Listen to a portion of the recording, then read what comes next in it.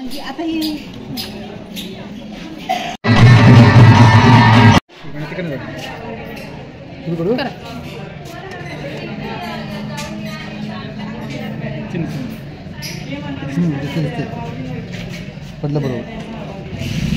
निवडणुका जवळ आलेल्या आहेत। महाराष्ट्राच्या विधानसभा निवडणुका काही दिवसात लागतीलच। त्यामुळे ईव्हीएम मशीनबाबत जनजागृती करण्यासाठी निवडणूक विभागाच्या वतीने सक्रिय पाऊल उचलले गेले। कागल विधानसभा मतदारसंघामध्ये 10 दिवस हा उपक्रम चालणार आहे। प्रत्येक गावामध्ये जाऊन मतदारांना ईव्हीएम मशीन कसा वापरायचं याबाबतचे हे मार्गदर्शन करण्यात येणार आहे। यासाठी उत्तूर गावचे तलाठी एकनाथ मिसाळ साहेब आणि त्यांच्या सहकाऱ्यांनी उत्तूरमध्ये ही डेमो कार्यशाळा आयोजित केली होती। जवळपास 100 पेक्षा जास्त लोकांनी यामध्ये सक्रिय सहभाग दर्शवला आणि ईव्हीएम मशीन कसं वापरायचं, कशा पद्धतीने ईव्हीएम मशीनचा वापर करून मतदान करायचं याबाबतचं संपूर्ण मार्गदर्शन समजावून घेतले। खरोखरच निवडणूक विभाग आणि आमच्या गावचे तलाठी एकनाथ मिसाळ साहेब यांनी हा स्तुत्य उपक्रम राबवला, त्याबद्दल त्या सर्वांचे खरोखर मनापासून आभार। अशाच जागृतीमुळे मतदारांच्या मध्ये मशीन वापरताना किंवा एखादी नवीन गोष्ट वापरताना कोणत्याही चुका होऊ नयेत यासाठी ही पूर्व तयारी म्हणून त्यांनी ही चांगल्या पद्धतीने केली होती। 10 दिवस हा उपक्रम कागल विधानसभा मतदारसंघामध्ये चालणार आहे। मी माझ्या सबस्क्रायबरांना पण आवाहन करतो की त्यांनी ईव्हीएम मशीनबाबत कशा पद्धतीने योग्य ईव्हीएम मशीन वापरायचं आणि मतदान करायचं ही कार्यशाळा संपूर्ण ठिकाणी जिथं जिथं तुमच्या इथं उपलब्ध असेल तिथं जाऊन समजावून घ्यावी। विशेषतः ग्रामीण भागातील लोकांना याबाबत योग्य मार्गदर्शन मिळण्यासाठी खरोखरच हा स्तुत्य उपक्रम म्हणावा लागेल।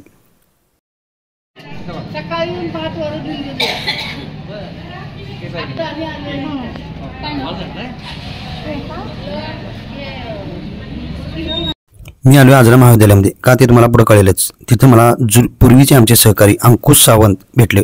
जवळपास 10 ते 12 वर्षांनंतर आमची भेट झाली। लोकनृत्यामध्ये जी वाद्य वाजवली जातात त्यातील ते एक वादक आहेत। त्याचबरोबर कलाकारांचा मेकअप करणे, त्यांना सहकार्य करणे ही कामं ते हिरिरीने स्वतःच्या पुढाकारानं युवा महोत्सवामध्ये करत असतात। तर त्याचं झालं काय, आजरा महाविद्यालय आणि शिवाजी विद्यापीठ यांच्या संयुक्त विद्यमाने आजरा महाविद्यालय येथे 44वा मध्यवर्ती युवा महोत्सव पार पडला। या युवा महोत्सवात समूहगीतापासून वेगवेगळे कला प्रकार सादर केले जातात, पण सगळ्यात महत्त्वाचा आणि आकर्षित म्हटलं असाल तर लोकनृत्य कला प्रकार। आपल्या भारत देशातील वेगवेगळ्या ठिकाणची लोकनृत्य कलाकार आपल्या पद्धतीनं इथं सादर करतात। जवळपास 100 पेक्षा जास्त लोकनृत्य भारताच्या वेगवेगळ्या राज्यांमध्ये सादर केली जातात आणि वेगवेगळी महाविद्यालयातील विद्यार्थी त्या लोकनृत्यांचं सादरीकरण इथं करत असतात। त्याला लोकनृत्य प्रकार असं म्हटलं जातं। आजरा महाविद्यालयामध्ये वेगवेगळ्या मोठमोठ्या कॉलेजमधील विद्यार्थ्यांनी आपल्या कलागुणांनी हे जे लोकनृत्य सादर केलं ते पाहण्याची संधी मला या निमित्ताने मिळाली। खरोखर हा एक स्तुत्य उपक्रम म्हणावा लागेल। यामध्ये कलाकारांच्या कलागुणांना सुद्धा वाव मिळतो। त्याच पद्धतीने आपल्या देशामध्ये किती विविधतेने नटलेला देश आहे आणि त्याची कोणकोणती लोकनृत्य आहेत ते सुद्धा पाहायला मिळते। त्याची एक झलक तुमच्यासाठी खास।